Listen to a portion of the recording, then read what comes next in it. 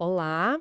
Hoje a nossa conversa vai fundo numa história bem marcante da Bíblia, o capítulo 6 de Daniel. A gente está no Império Medo-Persa, sob o comando do rei Dário, e o Dário ele organiza o reino de um jeito interessante. Eram 120 sátrapas, tipo governadores, né? E acima deles, três administradores principais. Daniel era um desses três. Só que Daniel não era um administrador comum, né? O texto fala que ele tinha um espírito excelente. Se destacava tanto, mais tanto, que o rei já estava pensando em colocar ele acima de todo mundo, quase como um primeiro-ministro. Bom, vamos entender melhor isso, porque essa competência toda acabou gerando um problemão, né? Exatamente, porque em certos círculos de poder, né, competência demais, integridade, isso pode incomodar. E muito. Os outros dois administradores e os sátrapas, movidos pura e simplesmente por inveja, começaram a fuçar, a procurar alguma coisa contra o Daniel. Qualquer deslize, sabe? Corrupção, negligência. E não acharam nada. O sujeito era impecável no trabalho. Aí a estratégia deles mudou completamente, né? Já que não dava para pegar ele pelo trabalho, Pois é. Decidiram usar a fé dele contra ele mesmo. Uma jogada, assim, bem arquitetada. E o interessante é que eles chegam para o rei com uma proposta que parece, olha só, uma prova de lealdade ao próprio rei. Propuseram um decreto.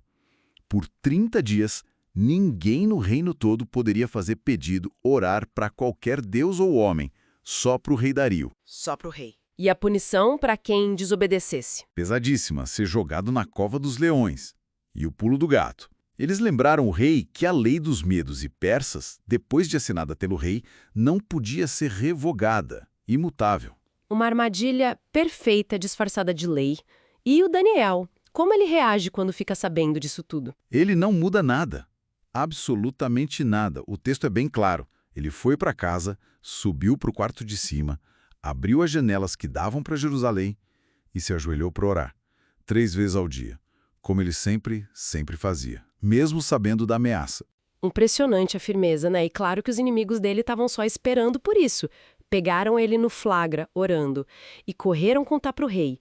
Não só para acusar, mas para esfregar na cara do Dário que a lei era irrevogável, aquela que o próprio rei assinou. Aí a gente viu o aperto do rei, o Dario ficou, assim, muito angustiado. Ele gostava do Daniel de verdade. Percebeu que caiu numa cilada política feia. Tentou de tudo, passou o dia buscando um jeito de salvar o Daniel, mas não tinha brecha na lei. E os acusadores lá pressionando. Mostra um limite até pro poder do rei, né? Preso na própria lei.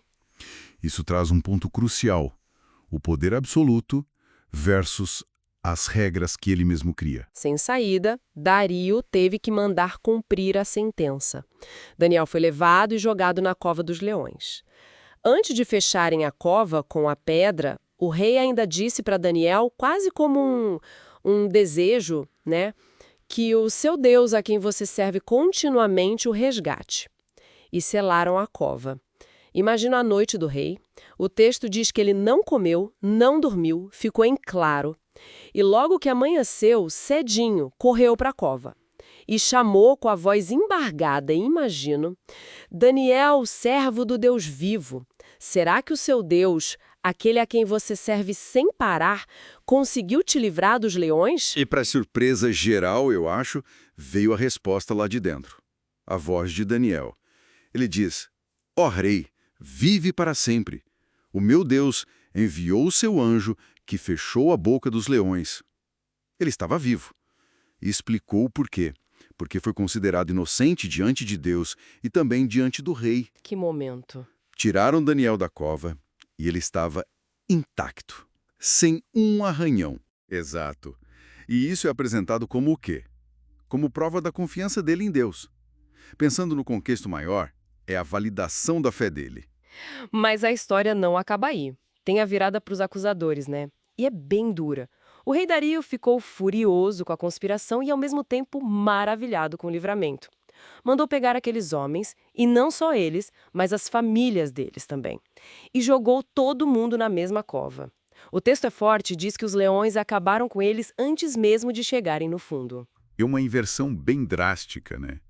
Reforça muito a ideia de justiça divina dentro dessa narrativa.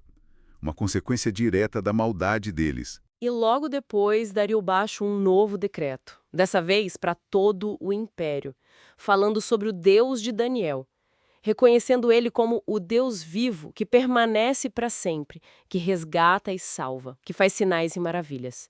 Foi uma mudança em tanto.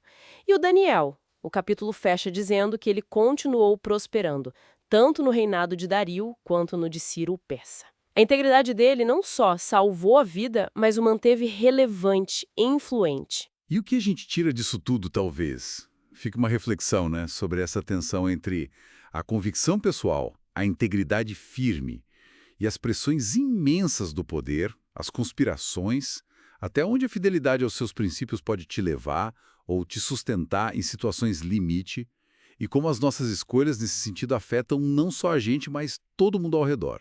É algo para se pensar que vale para qualquer época.